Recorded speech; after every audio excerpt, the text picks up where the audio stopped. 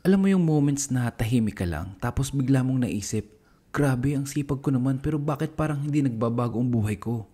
Kung naranasan mo yan, normal yan kasi minsan hindi talaga sa income ang problema.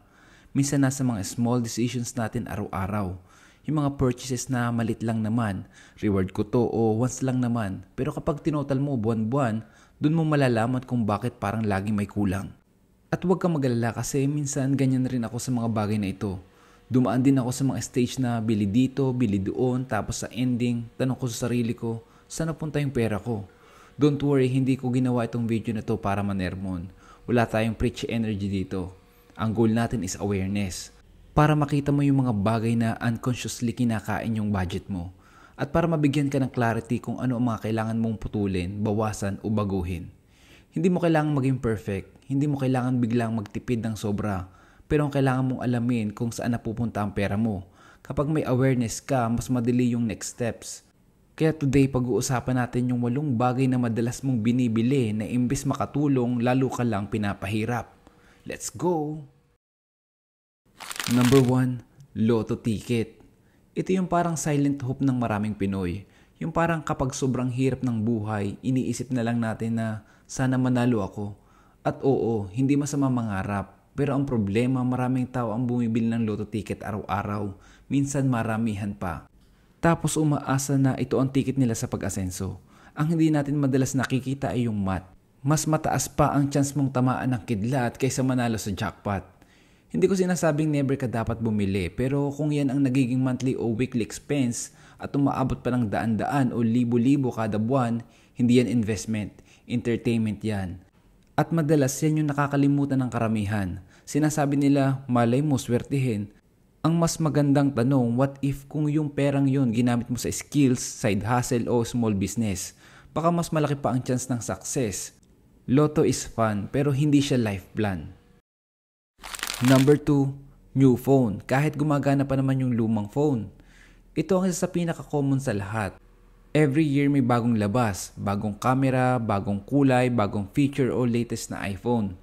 At every year din, maraming tao ang pinipilit mag-upgrade kahit wala namang sira yung cellphone nila. Minsan dahil naiinggit sa mga kaibigan or office mates. Minsan gusto nila ng bagong feeling dahil parang achievement nga naman kapag may latest model ka.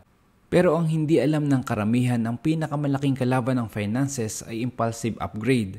Imagine mo ito, gumagana pa naman yung phone mo. Kaya pang mag-social media, kaya pang mag-online business, kaya pang mag-call and text, pero bibili ka pa rin kasi may mas shiny na version. Ang masakit dito, madalas nagiging hulugan, may interest at may 2-year lock-in pa. Ang ending, masaya ka for the first week, tapos after that, pareho pa rin ang buhay mo. Walang nagbago kundi mas mataas na gastos mo. Kung mag-a-upgrade ka man, siguraduhin mong dahil kailangan, hindi dahil nakikita mo lang sa iba. Number 3, unused subscriptions.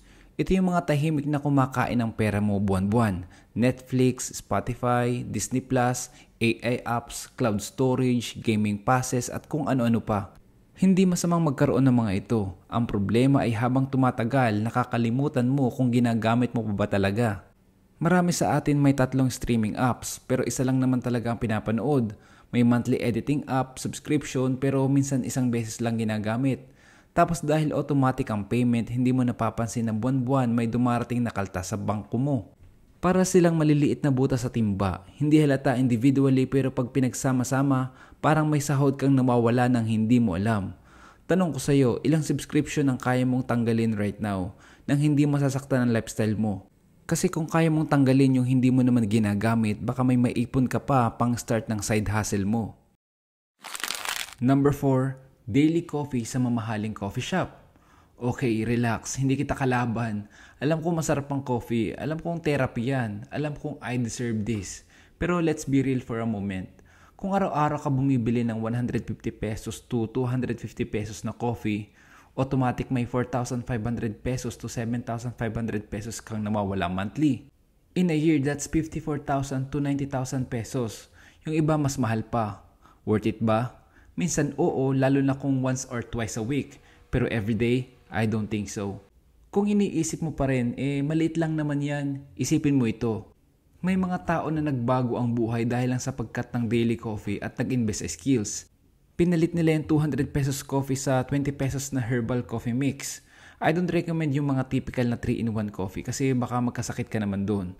Mas mainam yung mga herbal coffee. Same taste pero ibang epekto sa katawan.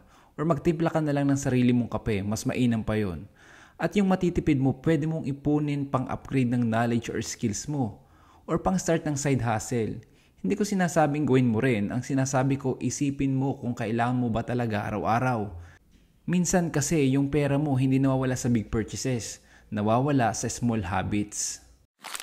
Number 5, accessories ng motor o sasakyan na hindi mo naman kailangan. Ito yung guilty pleasure ng maraming Pinoy. Yung motor na okay naman, dadagdagan ng bagong ilaw, bagong muffler, bagong stickers, bagong rims. Yung kotse na okay naman ang stock, papalitan ng spoiler, bagong headlight, bagong sound system, kahit hindi naman priority. For sure may magko-comment na naman dyan na yan yung nagpapasaya sa amin bakit ba? Ito yung real talk, walang masamang mag-improve ng ride mo. Pero kung ginagawa mo siya habang walang emergency fund, wala pang ipon o puro hulugan pa, doon nagkakaproblema. Para mas malinaw, ito yung short example story. May tropa akong lagi nag-upgrade ng motor. Halos every sweldo may bago na naman siyang pinapagawa. Tuwang-tuwa siya sa mga comments ng mga tao. Ang ganda bro, lupit ng setup. Pero pagdating ng emergency, hirap na hirap siya. Pag may kailangan sa pamilya, wala siyang maibigay. Pag nasira yung motor, utang agad. Naging obvious sa kanya eventually. Ang dami niya ginastos para gumanda ang tingin ng ibang tao pero wala siyang ginastos para gumanda ang buhay niya. Kaya next time na maiisipan mong bumili ng bagong accessories ng motor o sasakyan mo, mag-pause ka muna at isipin ng ilang beses kung worth it ba talaga. Number 6, food delivery. Ito ang silent money drainer kasi convenient Pagod ka, ayaw mo magluto, traffic, mainit, hassle. Isang pindot lang, tada, pagkain. Pero ang hindi napapansin ng tao, yung 150 pesos na pagkain na bibilin mo sana sa labas, nagiging 250 pesos to 500 pesos kapag delivery. May delivery fee, service fee, small order fee at madalas nagiging add to cart fiesta. Kung ginagawa mo ito paminsan-minsan okay lang. Pero kung 4 to 6 times a week, para ka nagbabayad ng rent sa convenience. Kapag iniisip mo mabuti, halos kalahati ng gastos mo hindi sa pagkain napupunta sa convenience. Hindi kita pinapagalitan, gets ko naman. Pero kung tight ang budget mo, baka ito yung isa sa pinakamabilis mong mababawasan. At malaki ang magiging impact sa finances mo. Number 7, bisyo.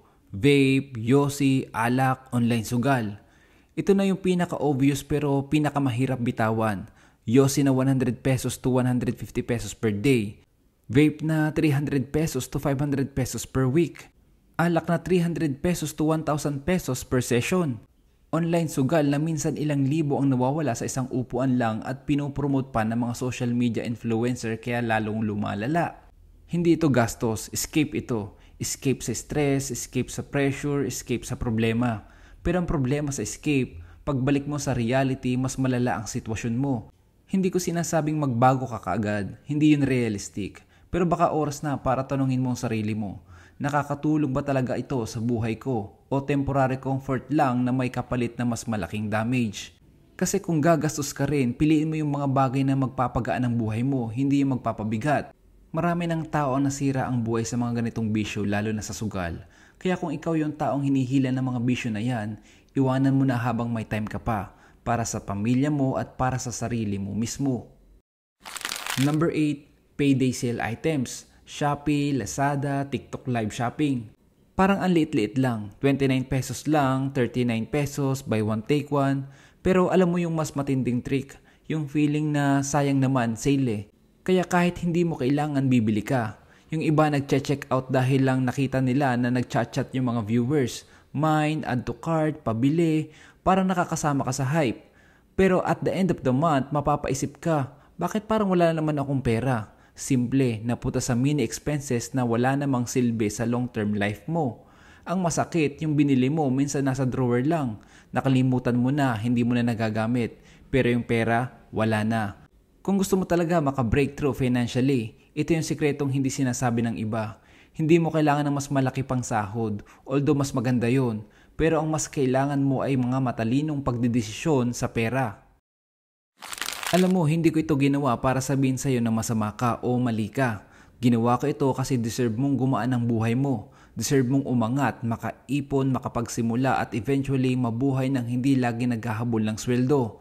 At kung may isa man sa listahan na guilty ka, okay lang, baby steps. Hindi kailangan drastic agad. Ang importante nagising ka at ngayon may awareness ka na.